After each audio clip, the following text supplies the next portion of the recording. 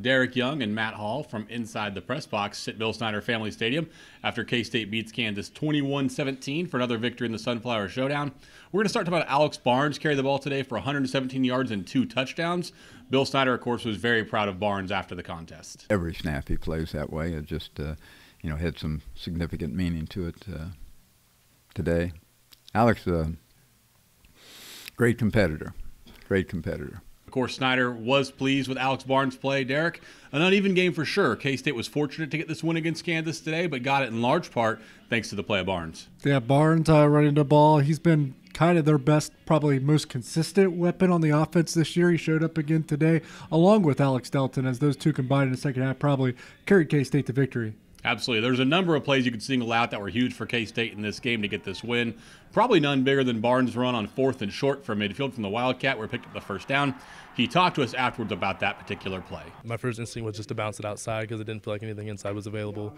And when I got out there, I felt some pursuit from the inside coming. I wasn't 100% sure where the first down marker was, so I just kind of sold out to get what I could. Derek, of course, after that play, K-State goes down and scores on an Alex Delton touchdown run that proved to be the game winner.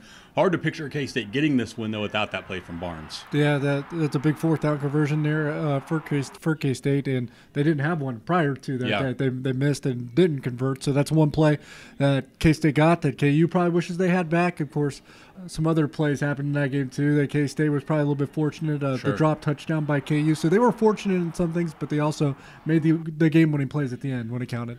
No, absolutely. Let's talk about the game a little bit. Of course, K-State down 3-0 early before getting some things going. A big change in the second half. Alex Delton did not have a designed quarterback run in the first half. I think he had 13 in the second half. 1, did you notice that difference? And 2, how big of an impact or factor was that in the game? Yeah, it was pretty evident, I think, to most people watching that game that it was an approach change by Kansas State, and Bill Snyder, I think, admitted that they probably don't win that game without having that strategic alignment of going with Alex Delton a little bit more with his legs in the second half.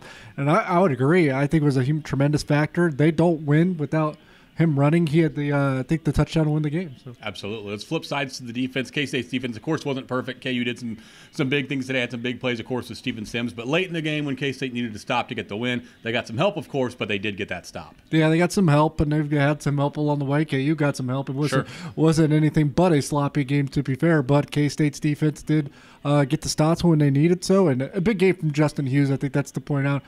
He was the highest graded player on the defense last week. Yep. It wouldn't surprise me if he was the same again this week. Thanks for the lead into Justin Hughes, because we talked to him after the game as well. To say he was relieved and excited would certainly be an understatement. Oh, man, it's like it's the best feeling in the world looking over to the sideline after I see Brunson Massey get on top of the ball, and I look toward the sideline. The crowd is excited, and I look at my guys on the sideline. They're jumping up and down. It's the best feeling in the world, man, just knowing you get a win and a close win at that, and knowing that being a defensive guy and we went out there and got a stop it makes it even better. Derek, the win makes K-State 4-6 on the year, 2-5 in the Big 12 Conference. 2 games left, home here against Texas Tech next week, and then at Iowa State. Other than knowing those are the 2 opponents, what's left for K-State, and what do they have to play for now these last couple of games? Realistically, they still have a bowl game. Right. I mean, if we talk about it that way, they can beat Texas Tech and beat Iowa State. They're 6-6, and they make a bowl game. And to be fair, those are 2 teams that they've had a pretty good amount of luck against in the past. So that's probably on their minds, so that they can shoot for still.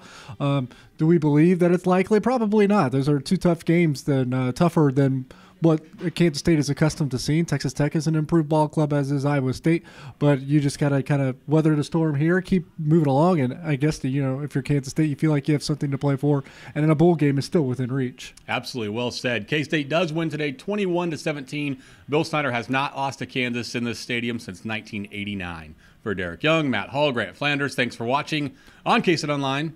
Tell your friends.